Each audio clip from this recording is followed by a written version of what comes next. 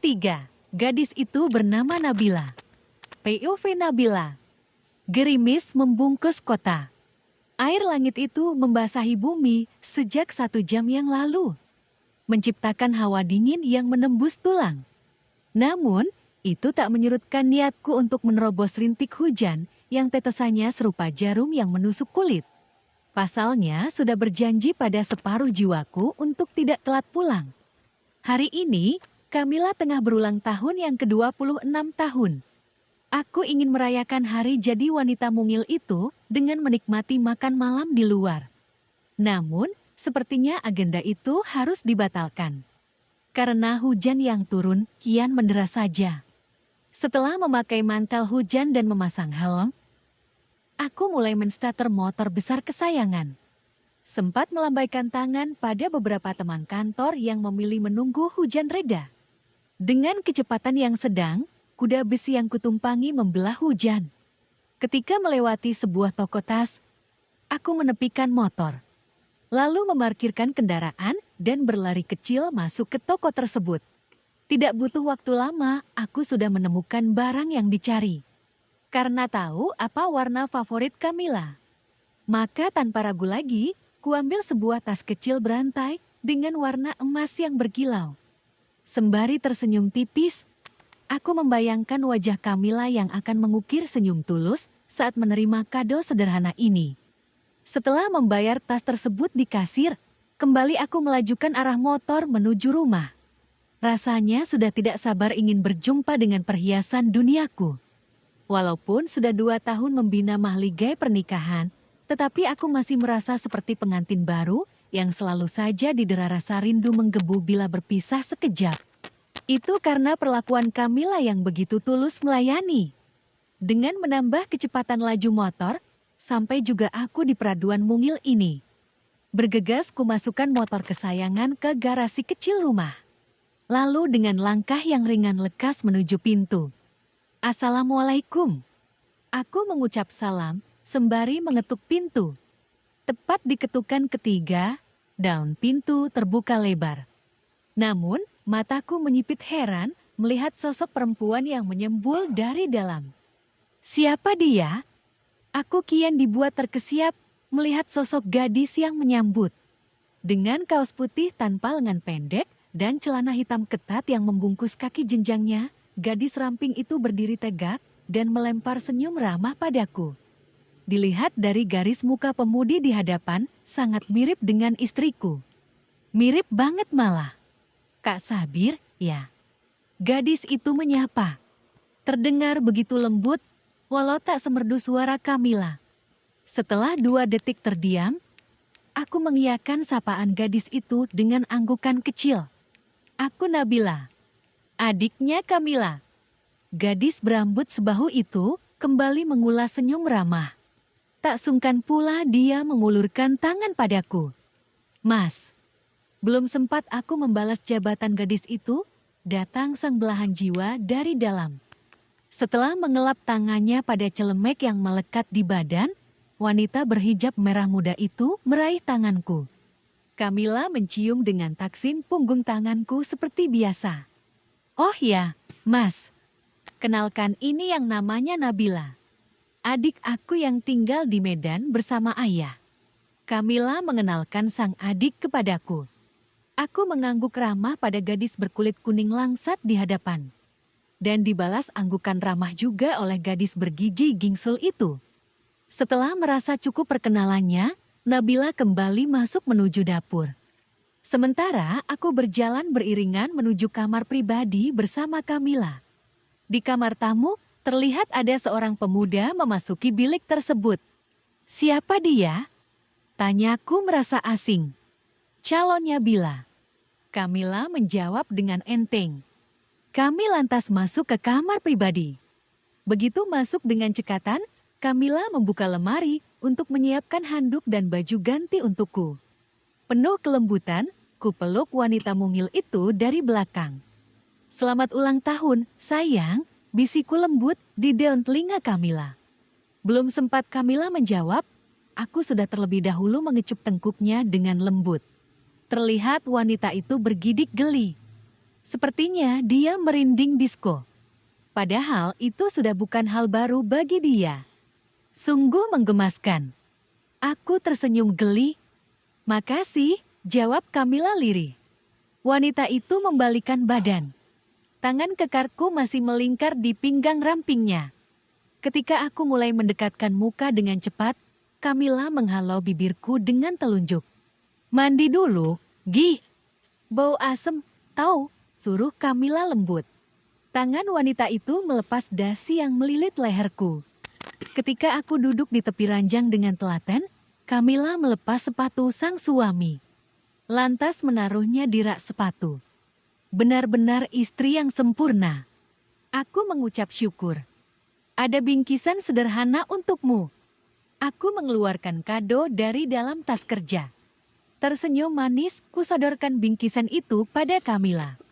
Dan Camilla dengan senang hati menerima bingkisan berbalut kertas merah jambu itu. Seperti yang telah kuduga, wanita berparas lembut itu terpana melihat pemberian sederhana itu. Terima kasih, sayang. Camilla berucap penuh kelembutan. Dengan sedikit bercinjut, wanita itu mencium pipiku yang tengah berdiri di hadapannya. Ketika aku meminta lebih, dia menggeleng kecil. Mandilah. Aku menunggumu di meja makan. Usai berpesan seperti itu, Camilla berlalu menuju dapur. Sementara diriku lekas menyambar handuk dan baju ganti yang tergeletak di ranjang. Ketika hendak membuka pintu kamar mandi, sesosok pemuda bertubuh tinggi dan tegap keluar dari bilik itu. Cowok berambut cepak di hadapan, melempar senyum ramah untukku. Lantas berlalu pergi, sedangkan aku bergegas masuk. Letak dapur dengan kamar mandi memang berdekatan. Sehingga harum aroma masakan jelas sekali tercium oleh hidungku yang tengah membersihkan badan. Hal ini mendorongku mempercepat kegiatan tersebut. Dengan rambut yang masih basah, aku keluar dari kamar mandi. Meja makan adalah tempat yang langsung kutuju, di mana sudah menunggu ibu mertua dan calon dari adik ipar. Sementara Camilla dengan adiknya tengah sibuk menyiapkan hidangan. Mas, sapa Camilla lembut begitu melihat kedatanganku. Wanita itu menepuk kursi untukku. Aku sendiri segera duduk di samping istri tercinta. Diriku tepat berhadapan dengan adik ipar yang juga bersisian duduk dengan pemuda bertampang lumayan tampan itu.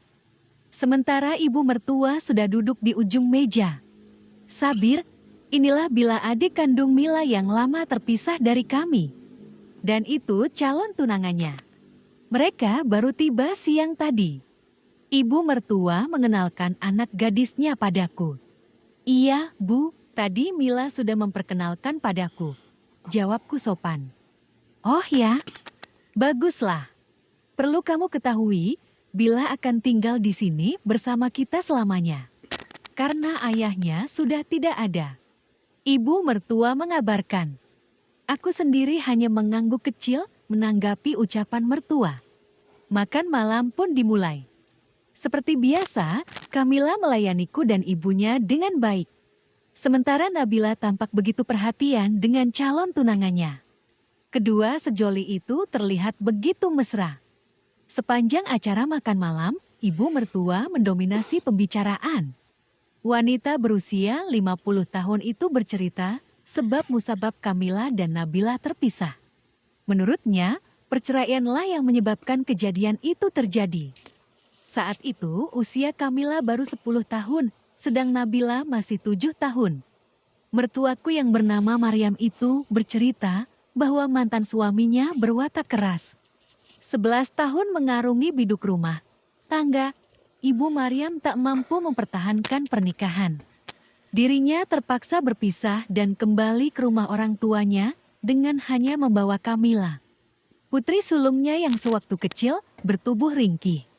Sering sakit-sakitan dan terpaksa merelakan bila tinggal bersama ayah dari anaknya. Walau sudah mengetahui kisah itu dari Camilla, demi kesopanan, aku menanggapi cerita ibu mertua dengan baik. Sebenarnya aku sudah hafal cerita itu dari lama.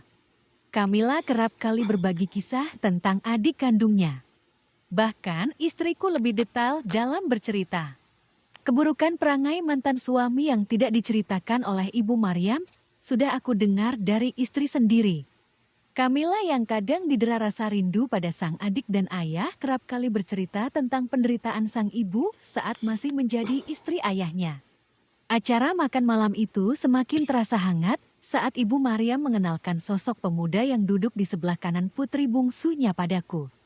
Nama pria muda itu adalah Zain. Karena memang belum mengenal lebih jauh, Ibu Maryam menyuruh Nabila yang melakukannya. Dengan sedikit tersipu, Nabila memperkenalkan siapa calon tunangan. Katanya, Zain adalah teman semasa semanya. Namun, mereka baru menjalin hubungan ketika memasuki bangku kuliah. Saat ini, Zain tengah menempuh pendidikan pasca sarjananya di Universitas Kota Pahlawan itu. Dan berjanji akan segera menghalalkan hubungannya dengan Nabila bila pendidikannya telah usai dan mendapat pekerjaan. Acara makan malam berakhir dengan penuh kekeluargaan. Aku yang memang seorang anak tunggal, segera menganggap Zain layaknya adik kandung sendiri. Kuajak pemuda itu berbincang di teras depan. Sementara para perempuan sibuk membereskan meja makan. Perbincangan yang seru dengan Zain membuat aku melupakan waktu. Padahal esok pagi harus bekerja. Akhirnya, setelah puas mengobrol, aku dan Zain masuk ke peraduan. Ketika masuk ke kamar pribadi, aku mendapati Kamila sudah terbuai mimpi dengan memeluk guling. Perlahan, kurebahkan badan di samping sang pujaan. Sayang, tidakkah kamu kedinginan malam ini? Bisikku lembut di telinga Kamila. Kamila terbangun. Dengan mata yang masih terpejam, wanita itu mengangguk kecil. Tidakkah kamu ingin membuat baby di malam indah ini? Lanjutku, masih dengan suara yang lirih dan mendayu. Mencoba merayu. Kamila membuka mata. Tersenyum kecil dia mengangguk. Seperti yang telah direncanakan, Zain hanya seminggu menginap di rumah mungil kami. Pemuda itu bertolak kembali ke kota kelahirannya saat aku masih bekerja. Sehingga ketika pulang dari kantor, aku sudah tidak mendapati pemuda itu lagi. Namun, kesan baik yang Zain tinggalkan membuat aku lekas menyayangi pemuda berwajah tampan bersih itu. Waktu berlalu dengan cepat. Hubunganku dengan adik dari Kamila mulai dekat. Tidak kaku lagi. Nabila yang pada dasarnya adalah gadis yang supel, tidak butuh waktu lama untuk bisa mengakrabkan diri denganku. Kami saling menghormati satu sama lain. Malam itu, ketika baru saja menyelesaikan semua tugas lemburnya, 3 rekan kerja mendekati meja kerjaku. Bro, ikut kita. Yuk, ajak salah seorang kawanku.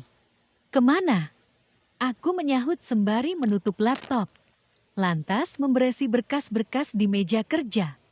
Hangout lah. Refreshing. Jawab temanku yang berkaca mata minus semangat. Aku terdiam tak langsung menjawab. Kulirik jam di pergelangan tangan. Masih sore. Ayolah. Kebetulan malam ini Doni sedang berulang tahun.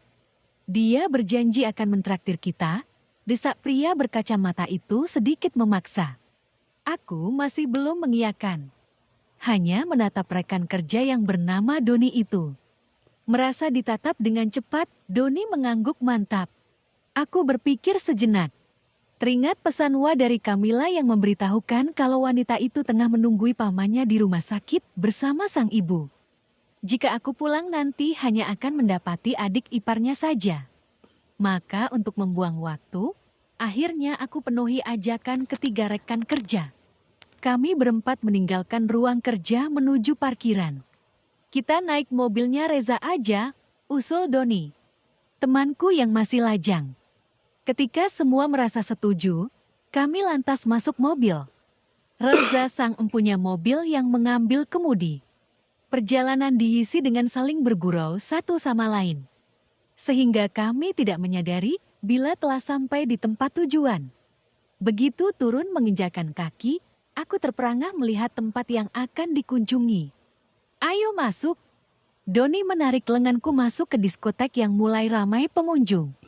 Tapi, Don, ayolah, bro. Kali ini Reza mendorong tubuhku yang belum sempat menyelesaikan ucapan. Gak tiap malam ini, timpal Harry.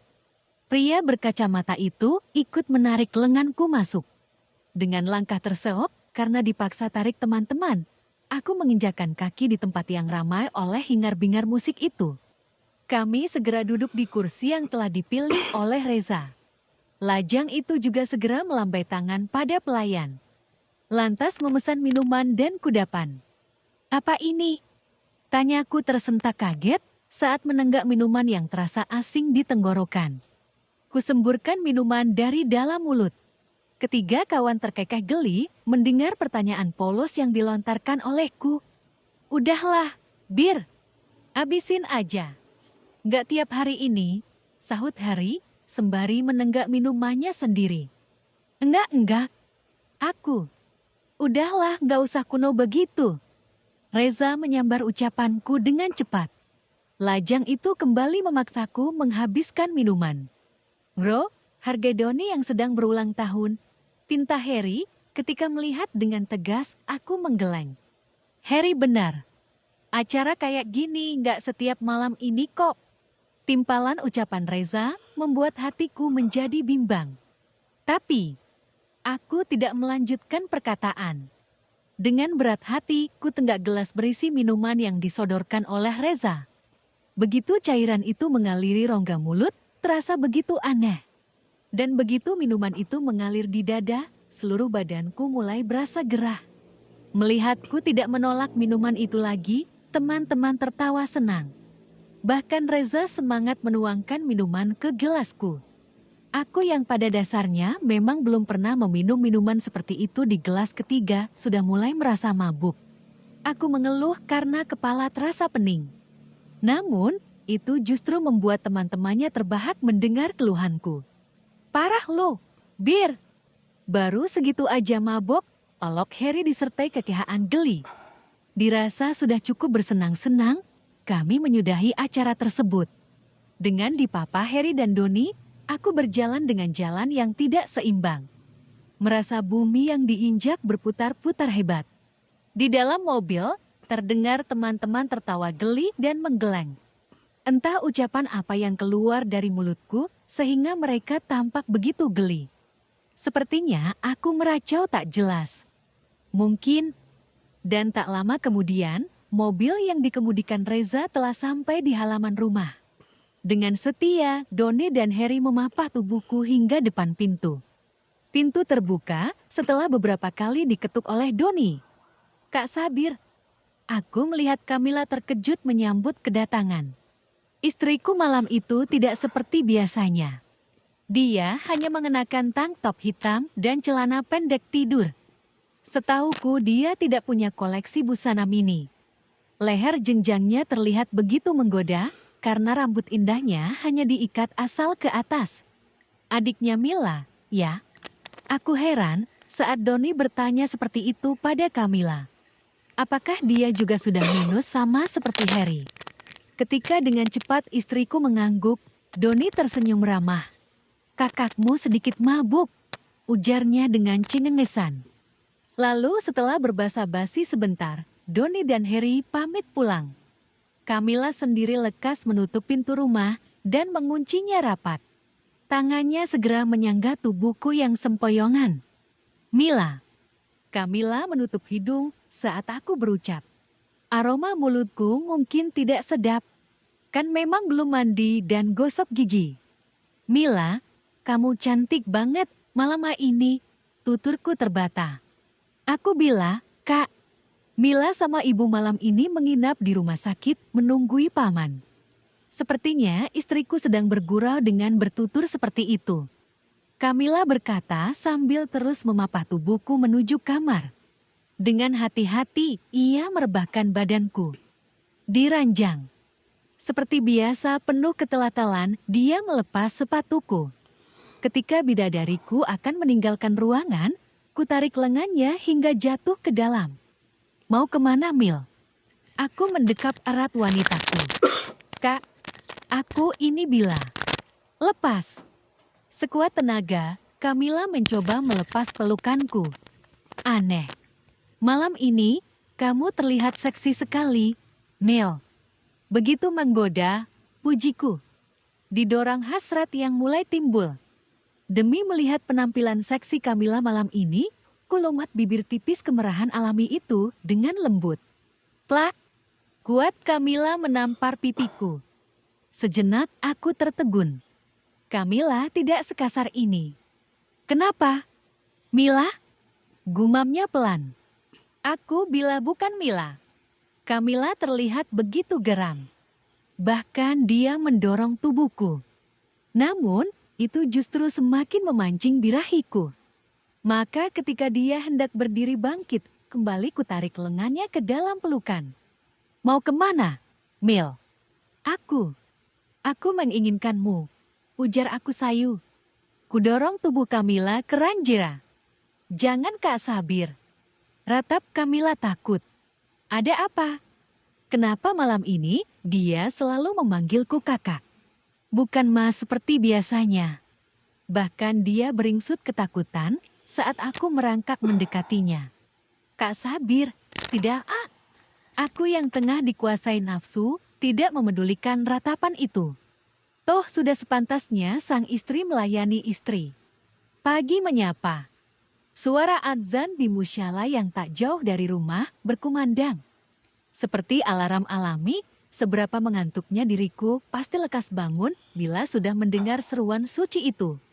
Dengan kepala yang terasa berat, aku membuka mata. Menggeliat malas. Ketika nyawa sudah terkumpul semua, aku tertegun melihat ada noktah merah di spray. Darah apa ini? Diriku semakin terkesiap kaget, tatkala menyadari badan ini polos, tanpa sehelai benang pun. Baju dan celana beserta dalamannya teronggok begitu saja di lantai. Lekas kupunguti dan memakainya. Dek! Jantungku serasa lompat dari tempatnya. Saat melihat ikat rambut yang biasa dikenakan Nabila ada di ranjang. Kuambil benda kecil berhias boneka itu. Sebenarnya apa yang terjadi? Kenapa ikat rambut ini ada di sini? Tiba-tiba ponsel berbunyi. Kurai benda layar datar 5 inci itu. Ada pesan chat dari Camilla. Mas Sabir, kenapa semalam tidak menyusul? Lembur sampai malam, ya. Aku dan ibu sebentar lagi pulang. Mau dibelikan apa buat sarapan? Aku meremas rambutku dengan gemas. Camilla ada di rumah sakit. Jadi, semalam aku meniduri Nabila. Oh tidak. Memori kejadian semalam terlintas di mata. Dari mulai ajakan teman-teman untuk hangout bersama. Pesan dari Camilla yang mengabarkan kalau dirinya tengah menunggui sang paman, tetapi tidak minta dijemput. Teringat pula saat teman-teman menyuguhi minuman setan dan aku tak dapat menolak. Hingga tergodanya diriku melihat penampilan Camilla yang tidak biasa. Samar teringat saat Nabila menampar pipiku sembari berteriak marah dan menyebut kalau dirinya adalah Nabila. Ya Allah, kenapa aku harus sebejat itu pada Nabila? Gumamku penuh penyesalan. Kurop muka dengan kasar. Arge, aku menyesal dan takut. Kesucian Nabila telah kurenggut paksa. Bagaimana nasib Nabila selanjutnya? Apakah Zain akan menerimanya kelak bila tahu kekasihnya sudah ternoda? Ya, Tuhan. Aku menggeleng takut. Masa depan, Nabila akan hancur dan suram olehku. Kasihan dia. Sebagai lelaki sejati, aku akan bertanggung jawab bila terjadi sesuatu dengan gadis manis itu. Tapi, bagaimana pula dengan Camilla? Separuh napasku itu. Semua ini gara-gara minuman haram itu. Arge, kutinju tembok dengan keras. Berusaha meluapkan kekesalan hati. Namun, bukan kelegaan yang didapat, melainkan rasa perih pada telapak tangan ini. Kujatuhkan badan di ranjang. Aku harus berpikir tenang. Setelah ada 1 jam termenung, akhirnya aku melangkah ke kamar mandi. Sembari membawa spray yang ranjang yang telah kotor, terkena nokta merah itu. Aku tak mau Camilla tahu. Setelah itu, akan kubersihkan badan hina ini. Lantas menghadap Tuhan untuk memohon pertolongan. Ketika melewati kamar Nabila, aku berhenti sejenak. Kamar itu sepi. Di manakah gadis itu? Bila. Maafkan kakak. Menit berikutnya, aku lekas membersihkan badan. Mengguyur seluruh tubuh ini dengan air dingin. Berharap dapat menjernihkan akal. Sambil terus berpikir, langkah apa yang kuambil untuk menebus dosaku pada Nabila. Selepas mensucikan diri, walau sedikit terlambat aku menghadap Tuhan. Memohon ampun padanya. Dalam sujud panjang, aku menangis. Ini adalah dosa terberatku. Aku adalah seorang pria yang selalu berusaha lurus dalam berjalan. Bahkan terkenal alim. Aku jadi malu pada diri sendiri. Sungguh malu, menyesal, dan takut. Aktivitas mendamaikan ini harus terhenti saat terdengar pintu rumah diketuk orang. Selepas melipat sajalah dan menggantung peci putih, aku melangkah keluar kamar. Wajah lelah Kamila dan ibu langsung tersaji begitu pintu terkuak. Mas. Walau lelah, Kamila menyapaku dengan senyum manisnya. Mencium tanganku dengan tulus. Ibu sendiri, Wang tanpa kepayahan lekas berlalu menuju kamarnya setelah mengangguk kecil padaku. Semalam, kenapa tidak ikut menyusul ke rumah sakit? Tegurnya datar. Wanita itu mendahuluiku masuk ke kamar. Semalam Doni berulang tahun. Dia dan yang lain ngajak jalan, jawabku begitu sudah sampai di dalam kamar. Kamila hanya mengangguk pelan. Seperti biasa dengan cekatan, dia mengambilkan kemeja, celana, dan dasi untuk kupakai kerja. Lalu menyodorkannya padaku. Kenapa spraynya diganti? Mas, itu spray baru dipasang kemarin sore. Loh? Kembali wanita itu menegur. Kali ini wajahnya terlihat heran menatapku. Aku sedikit tergagap karenanya. Itu. Ah, spray itu kena pipis kucing semalam, karangku asal. Hah? Kamila semakin menautkan alis. Iya. Jadi semalam pas aku pulang, kucing yang biasa ada di dapur tidur di ranjang kita. Langsung saja kusir. Pas aku mau tidur, bau kencing kucing itu. Hei.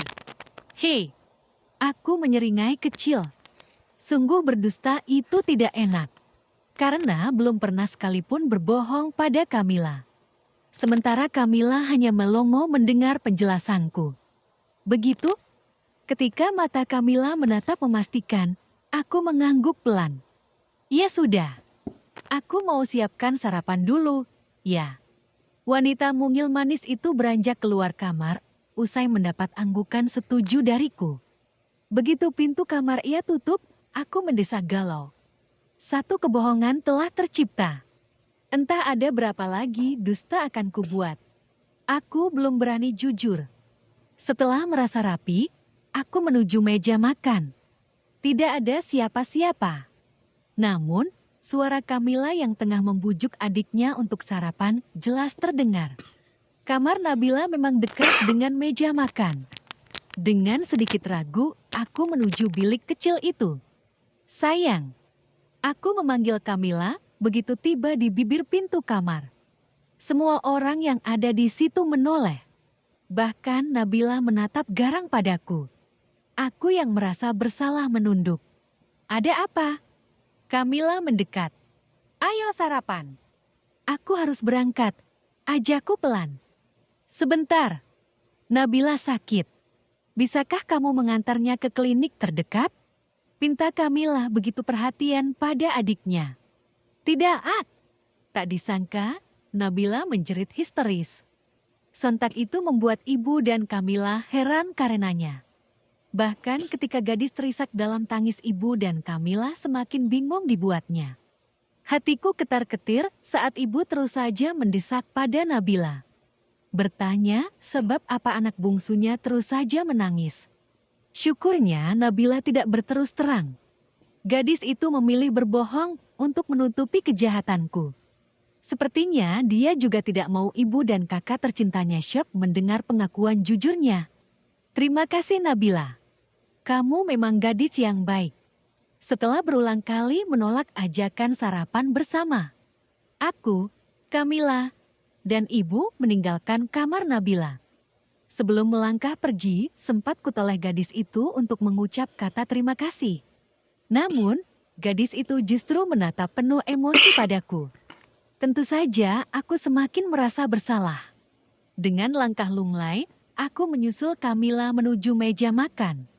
Sepanjang hari, otakku tidak fokus dalam bekerja. Pikiranku terus saja tertuju pada Nabila.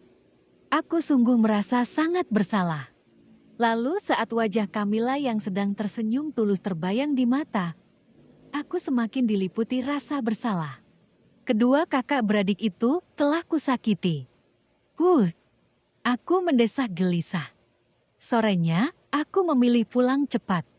Aku ingin bicara dengan Nabila.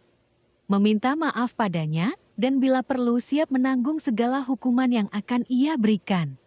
Teman-teman sedikit merasa heran melihatku buru-buru pulang. Karena biasanya, aku lebih memilih menyelesaikan tugas di kantor ketimbang dibawa pulang. Salam untuk adiknya Kamila ya, Bir. Dia cantik banget dan juga seksi, ujar Doni dengan cengengesan. Tak kutanggapi celotehannya. Aku terus saja memberesi meja kerja. Semalam kamu mabuk berat. Kamu gak apa-apain ipar cantikmu itu kan? Aku tertohok mendengar gurauan yang dilontarkan Doni. Dengan menggelang pelan, aku berlalu meninggalkan lajang itu. Cepat kutuju parkiran motor, lantas memacunya cepat menuju rumah. Dengan kecepatan yang lumayan tinggi, tak butuh waktu lama, aku telah sampai di rumah. Kamila sepertinya masih di toko bunganya, sedang ibu pasti masih menunggui paman. Aku harus segera menemui Nabila. Ketika melewati kamar gadis itu, pintu terbuka. Kamar itu tampak kosong. Kemana dia? Aku melangkah menuju dapur. Terlihat gadis itu sedang berdiri menenggak segelas air putih di meja makan. Nabila, panggilku. Gadis itu terjingkat kaget. Bahkan gelas yang sedang dipegangnya jatuh dan pecah berkeping-keping. Gadis itu menggeleng ketakutan melihat kedatanganku. Jangan mendekat. Kak Sabiru biada aat. Teriaknya emosi sembari menyetop langkahku. Jadi, benar semalam aku telah menidurimu. Tanyaku parau dan lirih. Kakak pikir ada gadis lain di rumah ini selain aku? Kamila semalam ada di rumah sakit. Kak Sabir jahat, makin Nabila dengan air mata yang menganak sungai. Lah, maafkan kakak. Sungguh kakak tidak bermaksud. Kakak telah merenggut kesucianku. Sambar Nabila geram. Matanya semakin basah oleh air mata. Bila, maafkan kakak, ucapku, seraya meraih tangannya untuk memohon ampun. Lepas! Jeritnya dengan menepis kasar tanganku. Kakak akan bertanggung jawab bila terjadi sesuatu padamu. Janjiku yakin. Kembali kurai lengan halus gadis itu. Kalian. Tak disangka Kamila datang. Dia menatapku dan Nabila secara bergantian. Matanya menyipit heran.